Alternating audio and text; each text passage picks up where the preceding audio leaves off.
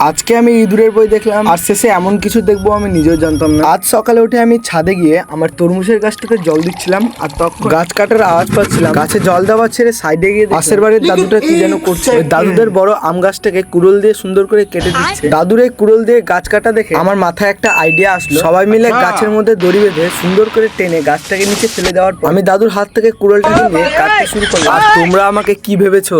पुष्पा नाम सुन के फ्लावर समझे क्या? फायर है मैं।